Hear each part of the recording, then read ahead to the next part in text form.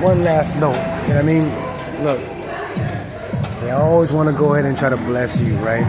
Bless you with what? All these conditions that they don't even apply to themselves. You know what I mean? To make it like they have some authoritative mediation figure of the one above. It's all in here. You bless yourself. You know what I mean? Especially if it's selfless. You know?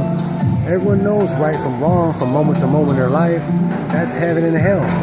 You know? Of course there's accountability toward everything. That's why you have dreams that turn into nightmares, because your subconscious, your conscious trying to resolve the evidence that you portrayed in real life and trying to bring you back or make you go like this. You know what? That's terrible. I need to self-correct. There was a message that was given to me to try to refrain you from what? Lying and deceiving yourself, and definitely deceiving other people. You know, so it's really not that complicated. The reason why they want to put a meter on your emotions, because that's a financial outcome. That's a outcome of, wow, I have a following that is numb and they're not activated in terms of like, they're not looking within. They're looking everything outside. So we're going to push the material division. We're going to push the self-hate, really, because you're not allowed to be engineered. They want to say it's against their form of conditioning and blend it with the scriptures, and also throw their little bit of their manly requirements as extreme violation. You know, all you gotta do is look at it like this.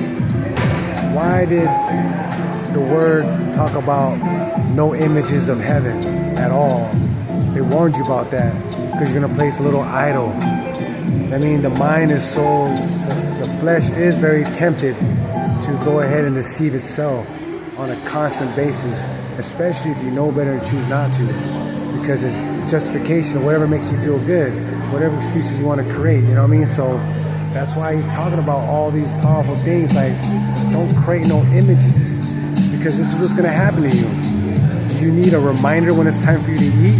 Nah, but you need a reminder about his sacrifice, about his resurrection, if you believe in that type of stuff, you know what I mean? So, you know, you don't need a reminder for anything. You know, you don't even need a book, because the book's within you.